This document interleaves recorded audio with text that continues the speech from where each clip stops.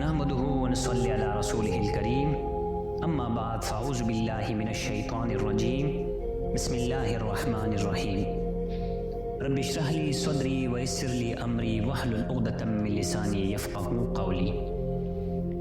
ناظرین کرام، السلام علیکم ورحمۃ اللہ وبرکاتہ۔ سیرت النبی ریفلیکشنز میں خوش آمدید۔ سیرت رسول صلی اللہ علیہ وآلہ وسلم کا پہلا دور، یعنی کہ رسول اللہ صلی اللہ علیہ وآلہ وسلم کی پیدائش سے پہلے کا دور۔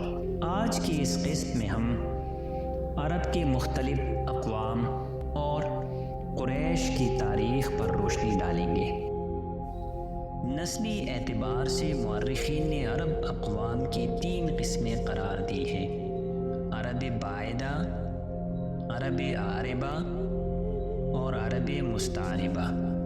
پہلی قوم یعنی کہ عرب باعدہ وہ قدیم عرب قبائل اور قومیں جو بالکل ناپید ہو گئی ہیں اور ان کے متعلق کوئی ضروری تفصیل موجود نہیں ہے، مثلا عاد، سمود، تسم، جدیس وغیرہ۔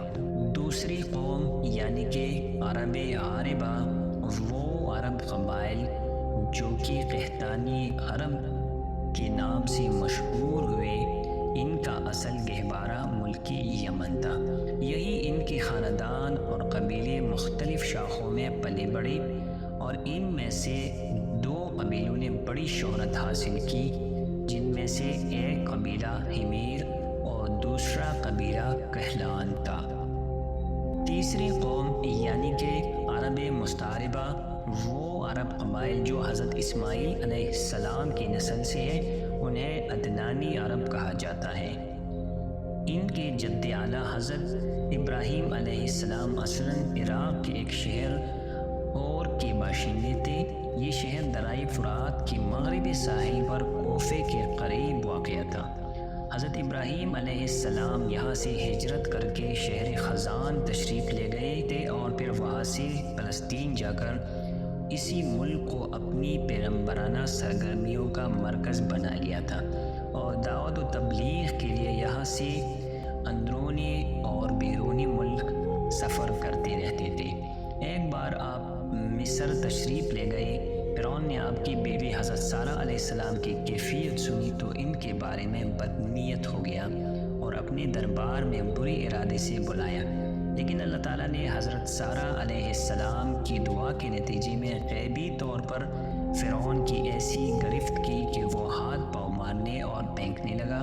اس کی نیت بد اس کی منہ پر مار دی گئی اور وہ حادثے کی نوعیت سے سمجھ گیا کہ حضرت سارہ علیہ السلام اللہ تعالیٰ کی نہایت خاص اور مقرب بندی ہے، اور وہ حضرت سارہ علیہ السلام کی اس خصوصیت سے اس قدر متاثر ہوا کہ اپنی بیٹی ہاجرہ علیہ السلام کو ان کی خدمت میں دے دیا۔ پھر حضرت سارہ علیہ السلام نے حضرت ہاجرہ علیہ السلام کو حضرت ابراہیم علیہ السلام کی زوجیت میں دے دیا۔ حضرت ابراہیم علیہ السلام حضرت سارہ علیہ السلام اور حضرت ہاجرہ علیہ السلام کو ہمراہ لے کر فلسطین روانہ ہوئے۔ پھر اللہ تعالیٰ نے حضرت ابراہیم علیہ السلام کو ہاجرہ علیہ السلام کی بطن سے ایک فرزند ارجمند حضرت اسماعیل علیہ السلام عطا فرمایا، لیکن اس پر حضرت سارہ علیہ السلام جو بے اولاد تھی بڑی غیرت آئی اور انہوں نے حضرت ابراہیم علیہ السلام کو مجبور کیا کہ حضرت ہاجرہ علیہ السلام کو ان کے نوزائیدہ بچے سمیت جلا وطن کر دیں۔ حالات نے ایسا رخ اختیار کیا کہ انہیں حضرت سارہ علیہ السلام کی بات ماننی پڑی اور وہ حضرت ہاجرہ علیہ السلام اور حضرت اسماعیل علیہ السلام کو ہمراہ لے کر حجاز تشریف لے گئی اور وہاں ایک بے آب و گیا وادی میں بیت اللہ شریف کے قریب ٹھہرا دیا۔ اس وقت بیت اللہ شریف نہیں تھا، صرف ٹیلے کی طرح ابری ہوئی زمین تھی۔ سیلاب آتا تھا تو دائی بائیں سے کترا کر نکل جاتا تھا۔ وہی مسجد حرام کی بالائی حصے میں زمزم کے پاس ایک بہت بڑا درخت تھا۔ آپ نے اسی درخت کے پاس حضرت ہاجرہ اور حضرت اسماعیل علیہ السلام کو چھوڑا تھا۔ اس وقت مکہ میں نہ پانی تھا، نہ آدم اور نہ آدم زاد، اس لیے حضرت ابراہیم علیہ السلام نے ایک توشہ دان میں کھجور اور ایک مشکیزی میں پانی رکھ دیا اس کے بعد فلسطین واپس چلے گئے، لیکن چند ہی دن میں کھجور اور پانی ختم ہو گیا اور سخت مشکل پیش آئی، مگر اس مشکل وقت پر اللہ تعالیٰ کے فضل سے زمزم کا چشمہ ٹوٹ پڑا اور ایک عرصہ تک کے لیے سامان رزق اور متاع حیات بن گیا۔ کچھ عرصے کے بعد یمن سے ایک قبیلہ جسے تاریخ میں جرہم ثانی کہا جاتا ہے، یہ قبیلہ حضرت اسماعیل علیہ السلام کی ماں سے اجازت لے کر مکہ میں ٹھہر گیا۔ حضرت اسماعیل علیہ السلام جب جوان ہو گئے تو جرہم سے عربی سیکھ لی اور ان کی نگاہوں میں جچنے لگے، تو ان لوگوں نے اپنے خاندان کی ایک خاتون سے آپ علیہ السلام کی شادی کر دی۔ اسی دوران حضرت ابراہیم علیہ السلام حجاز کا سفر کرتے رہے، لیکن حضرت اسماعیل علیہ السلام سے ملاقات نہ ہو سکی۔ آخری دفعہ جب حضرت ابراہیم علیہ السلام حجاز تشریف لے گئے تو حضرت اسماعیل علیہ السلام سے ملاقات ہو گئی، اور اسی دوران دونوں نے مل کر خانہ کعبہ کی تعمیر کی۔ اللہ تعالیٰ نے حضرت اسماعیل علیہ السلام کو 12 بیٹے عطا فرمائے، جن سے 12 قبیلے وجود میں آئے، اور سب نے مکہ میں بود و باش اختیار کی۔ حضرت اسماعیل علیہ السلام کے بیٹوں میں سے قیدار بن اسماعیل علیہ السلام کی نسل مکہ ہی میں پلتی پھولتی رہی، یہاں تک کہ عدنان اور پھر ان کے بیٹے ماد کا زمانہ آ گیا۔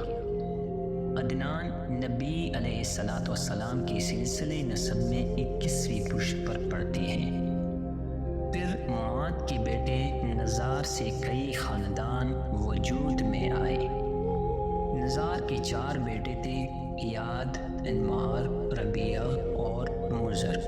مزر کی اولاد 2 بڑے قبیلوں میں تقسیم ہوئی، قیس اعلان بن مزر اور الیاس بن مزر۔ قیس اعلان سے بنو سلیم، بنو حوازن اور بنو غطفان وغیرہ یہ قبائل وجود میں آئے۔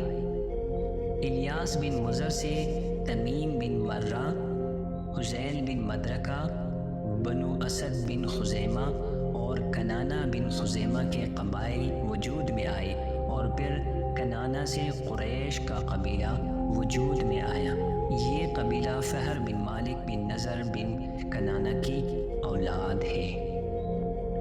پھر قریش بھی مختلف شاخوں میں تقسیم ہوئی۔ مشہور قریشی شاخوں کے نام یہ ہیں: جمع، سہم، عدی، مخزوم، تیم، زہرہ اور قسی بن کلاب کے خاندان، یعنی عبدالدار، اسد بن عبدالعزیٰ اور عبد مناف۔ یہ تینوں قسی کے بیٹے تھے۔ ان میں سے عبد مناف کے 4 بیٹے ہوئے، جن سے 4 ذیلی قبیلے وجود میں آئے، یعنی عبد شمس، نوفل، مطلب اور ہاشم۔ انہی ہاشم کے نسل سے اللہ تعالیٰ نے ہمارے حضور صلی اللہ علیہ وآلہ وسلم کا انتخاب فرمایا۔ رسول اللہ صلی اللہ علیہ وسلم کا ارشاد ہے کہ اللہ تعالیٰ نے ابراہیم علیہ السلام کی اولاد میں سے اسماعیل علیہ السلام کا انتخاب فرمایا، پھر حضرت اسماعیل علیہ السلام کی اولاد میں سے کنانہ کو منتخب کیا، اور کنانہ کی نسل سے قریش کو چنا، اور پھر قریش میں سے بنو ہاشم کا انتخاب کیا، اور بنو ہاشم میں سے میرا انتخاب